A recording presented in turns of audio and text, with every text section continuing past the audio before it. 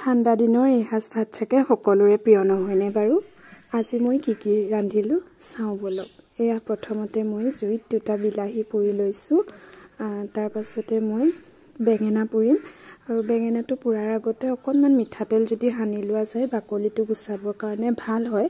সেইকাৰণে মই অকণমান মিঠাতেল সানি লৈছোঁ আৰু কটাৰীখনে মই অকণমান মাজতে কাটি দিছোঁ যাতে সোনকালে সিজি যায়।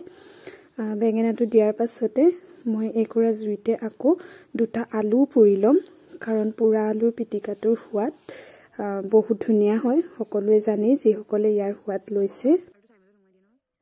এফালে মই আলু জুইত সুমুৱাই দি পিঁয়াজ কাটি লৈছোঁ মিহি মিহিকৈ আৰু কেঁচা জলকীয়া, তাৰ পাছতে পালেং পাত কেইখিলামান আৰু ধনিয়া পাত কেইখিলামান কাটি লৈছোঁ পিটিকাত দিবৰ কাৰণে। পিটিকা বনাব কোনেনো নাজানে নহয়নে। ময়ো সেই সকলোৱে যেনেদৰে বনায় ময়ো তেনেদৰেই বনাইছোঁ। ফালে বিলাহী দুটা বাকলি গুচাই লৈ কাটি ৰখা পিঁয়াজ, জলকীয়া আৰু ধনিয়া পাত লগতে নিমখ অকণমানে আৰু মিঠাতেল অকণমান দি দিছোঁ। সেই একেদৰে মই আলুখিনিৰো বাকলি গুচাই লৈ আলুকেইটাৰ লগত যিখিনি মই কাটি ৰাখিছিলোঁ সেই একেখিনি বস্তু দিছোঁ। ইয়াত মাত্ৰ মই এপিচ আমৰ আচাৰ দিছোঁ, কিয়নো আমৰ আচাৰ পিছে যে ইমান ধুনীয়া কৰি পেলাই সোৱাদটো, সেইকাৰণে দি দিছোঁ। ঠিক একেদৰে দেখিছে নহয় বেঙেনাটো কি ধুনীয়াকৈ বাকলিবোৰ এৰাই যায়। মই সৰু সৰুকৈ কাটি লৈছোঁ, নহ'লে বৰ দীঘল হৈ থাকে আৰু এনেকৈ কাটি ল'লে পিটিকা কৰিবৰ কাৰণে ভাল হয়। এইখিনিও মই এনেকৈ পিটিকা কৰি লৈছোঁ।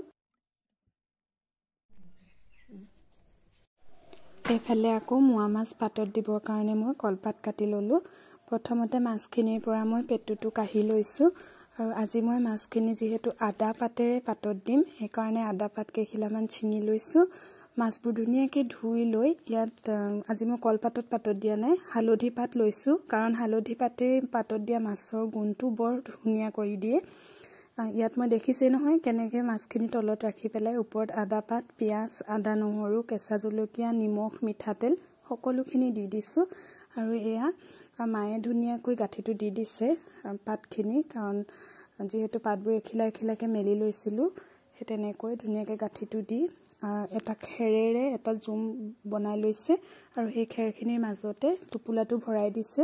ইয়াত আৰু বিশেষ একো কষ্ট নাই, মাত্ৰ জুইকুৰা জ্বলাই দি পেলাই আপোনালোকে 15-20 মিনিট সময় আঁতৰি থাকিলেও কোনো কথা নাই, মাত্ৰ জুইকুৰা ধুনীয়াকৈ জ্বলি থাকিব লাগিব।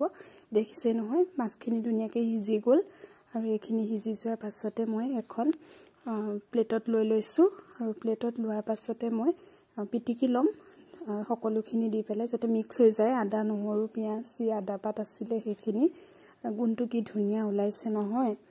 এইখিনি মোৰ ৰেডি হৈ গ'ল সকলোখিনি, বিলাহী পিটিকা, আলু পিটিকা, বেঙেনা পিটিকা।